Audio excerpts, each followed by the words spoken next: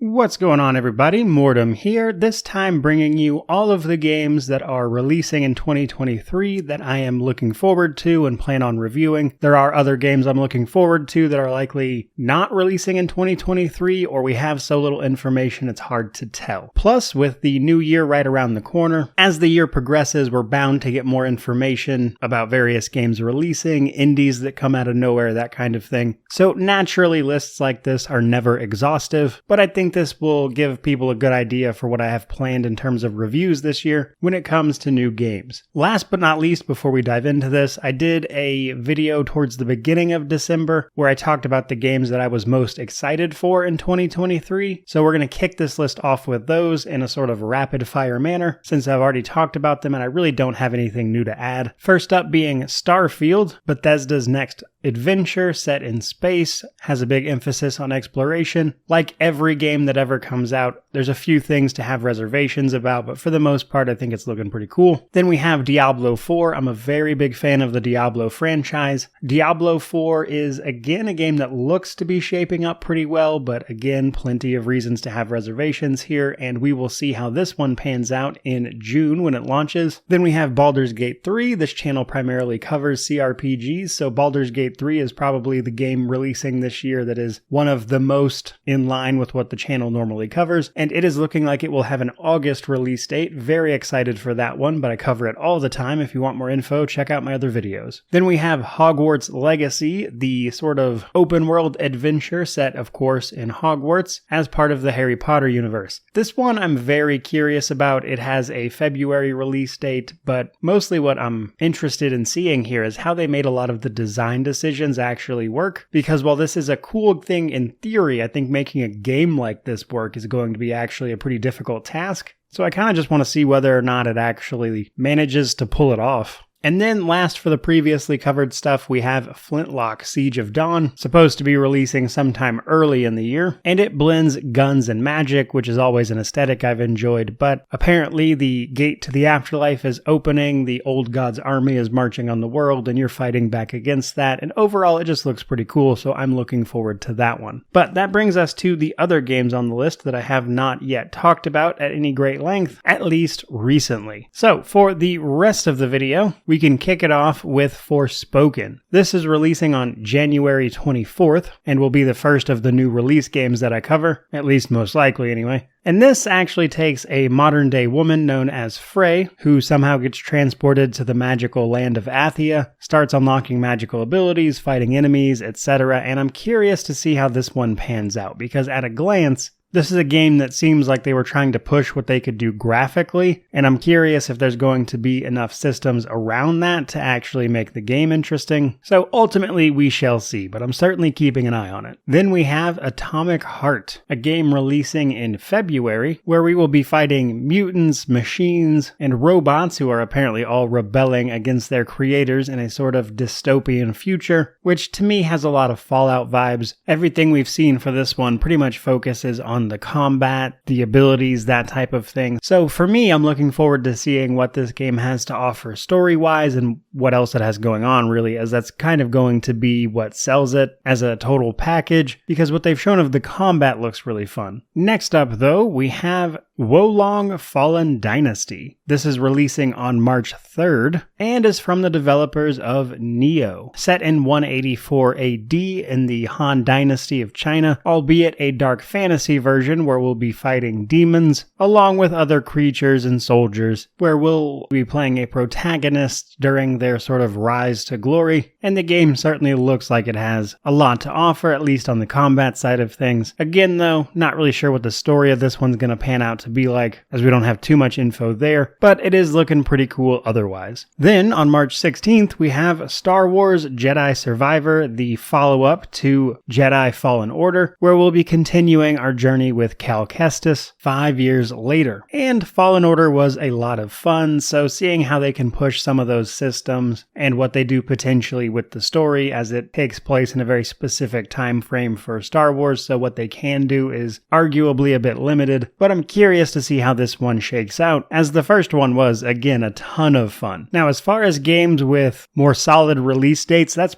pretty much it. Everything else on the list is more vague, just that it's supposed to be coming out sometime in 2023, though we have no firm release dates. Which brings us to Broken Roads, an isometric RPG taking place in a post-apocalyptic Australia, which is bringing some of the traditional mechanics of the genre into a blend with some newer stuff like their moral compass system, classless character progression, that kind of thing. And as someone who, again, loves CRPGs, I'm very curious to see how this one shapes up, as it certainly looks to have a lot of promise. But this kind of game is right up my alley, so naturally I'm looking forward to it. And speaking of games like that, we have Dark Envoy from the makers of Tower of Time. This game got hit by the COVID delays pretty hard. It was originally supposed to release in I think like 2021 or something, but got pushed back quite a bit. Though they did, not too long ago, put out a gameplay trailer and revealed a little more, so it's looking like things are finally shaping up for this one. And we'll be exploring a world of magic-fueled technology as we control a party of what the game describes as relic hunters, and it will be using their tactical real-time strategy system, as they like to call it, which means real-time with pause combat. But an interesting thing that this game will have that it carried forward from Tower of Time is area of effect abilities, where you can sort of draw the area of effect, which was an interesting system from the first game, and I'm excited to see where they take that, as well as their other improvements from that game as well, as Tower of Time was pretty good. Then we have Cyber Knight's Flashpoint, a tactical heist RPG, they call it, and while we don't have a firm release date, they've stated they're currently aiming for Q1, so whenever that happens to be. But this is a game set in a cyberpunk world, where we'll be building a team of hackers and mercenaries to, of course, perform heists. This looks to primarily be a TRPG where we'll be controlling a squad of units pulling off jobs, and they're touting quite a bit of build diversity, and at first glance it reminds me a lot of Shadowrun, albeit, a little more futuristic. Though definitely worth mentioning that this is one of, I believe, 2 games on this list that is going to see an early access launch next year. Before its full launch, though, it's my understanding for this one, they're expecting the full launch to be just a few months after the early access period, giving them a little while to work out bugs, things like that. But we'll see how it pans out. The game certainly looks like it has some promise, though, and has an interesting premise. But then we have Stalker 2, a game delayed by very serious real-world events, however is still in development, and they're aiming to launch this one in December of this year, but realistically impossible to say when this one will actually be released, though they are aiming for 2023. That said though, this continues the franchise for the Stalker universe, which was a bit of a cult classic series,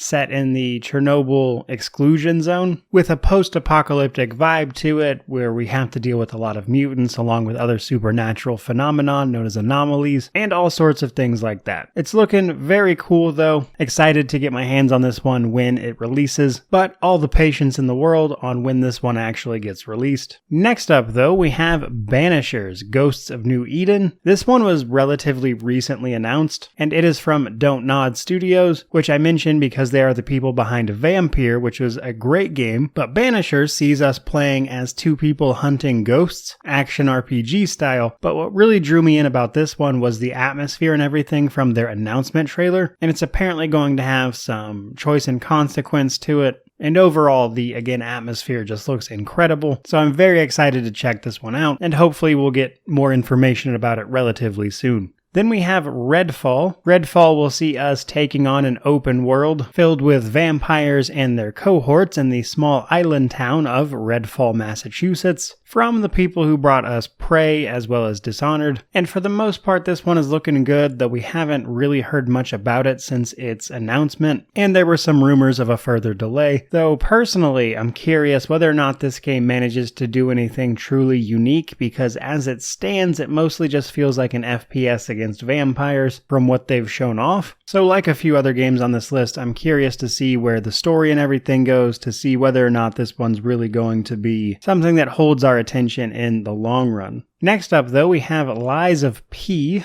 the Souls-like that is actually inspired by the story of Pinocchio, of all things. Now, Souls-like is a pretty common genre these days, so I think just that pretty much tells you what to expect from this game, but visually it certainly looks very interesting, and the premise of basing it on Pinocchio is very strange. And they're kind of bringing this sort of creepy atmosphere to it as well, as all Souls-likes tend to do, and I'm here for it. It certainly looks promising, looks a little bizarre, which will only help it out, I'm sure, and I'm looking forward to diving into this one. Then we have The Wolf Among Us 2, the sequel to The Wolf Among Us, of course, which was a narrative game based on the Fables comic book series, where we play as Bigby Wolf, the big bad wolf, who acts as the sheriff to Fables, who can't stop getting up to no good. But the first one was great, the storytelling was really well done, it was from the people who made The Walking Dead. But The Wolf Among Us was quite some time ago. It originally released in 2013, so seeing a sequel this far out is unusual to say the least, but I'm here for it. The Wolf Among Us was very good, so The Wolf Among Us 2 definitely has some big shoes to fill, but I think it is certainly doable.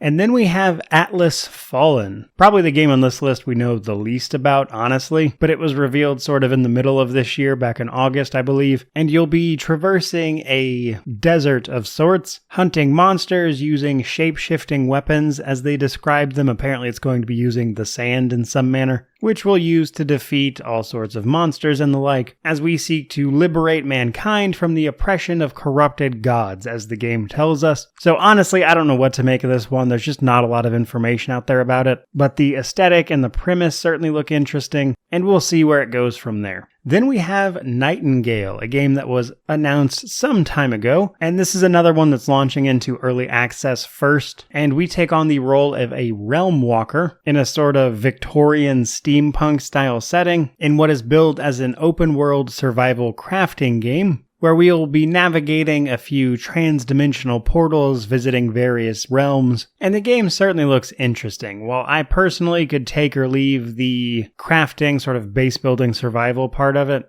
the rest of it does seem pretty interesting, with the story apparently being us trying to reach the magical city of Nightingale. We'll have to see how some of these elements blend together. Certainly looks like an interesting title, though. And then our penultimate entry brings us Colony Ship, the second game from Iron Tower Studios after their initial release of Age of Decadence, a highly replayable CRPG that really focused in on role-playing, and while certainly a little rough around the edges, was overall a good game. Colony Ship looks to be learning a lot of lessons from that particular game, but the setting and premise of Colony Ship is really interesting. You're aboard a generation ship that is en route to a different planet and solar system. You were born on the ship, you're going to die on the ship, as will a few other generations, before they actually reach their destination. And at this point, life on the ship is mostly down to survival, and you'll be navigating various factions who are in control of different parts of the ship, that kind of thing. And it's got a lot of emphasis on choice and consequence, but this game's actually in early access right now, with a planned release of sometime in the summer roughly of 2023. And I've played this one previously, and what I've played of it has been pretty good, so I'm excited to see what the full release looks like and see just how much they've improved from Age of Decadence. And that brings us to our final entry, though I must admit this one being a 2023 release is still a maybe. We have heard nothing official in that regard, but this is Warhammer 40k Rogue Trader, which recently released its alpha version, which will be the footage you're seeing on screen. While this one is not officially slated for any kind of release just yet as far as years go, previously they've stated you can look to their previous release cycles to kind of get an estimate, which would put the game at a late 2023 release. So barring any delays, I think it is most likely coming at the end of 2023, though that is admittedly just my own speculation. But Warhammer 40k Rogue Trader is the next game from Owlcat Games, who have made the two Pathfinder games, Kingmaker and Wrath of the Righteous, Wrath of the Righteous was a personal favorite of mine that I loved and covered to death, so naturally what the studio's up to next is very interesting to me, as this is, again, a CRPG which the channel covers quite extensively, and this combined with BG3 are probably what I'm looking forward to the most across the board for the year, provided this one actually gets released in 2023. It uses, of course, the Warhammer universe, where we take on the role of a rogue trader, an individual in charge of a galactic trade empire who largely has the freedom to do whatever they want in service of that trade empire, in stark contrast to most other denizens of the Warhammer 40k universe, for whom life is a grim dark nightmare. So needless to say, with their previous entries as well as this one looking pretty promising, I'm quite excited for this game. But that is going to wrap up our list of the games I'm looking forward to in 2023. I certainly hope you enjoyed it. If you did, like, comment, subscribe, let me know down below all about how you feel about these games, if I missed any that you're looking forward to personally. If there's any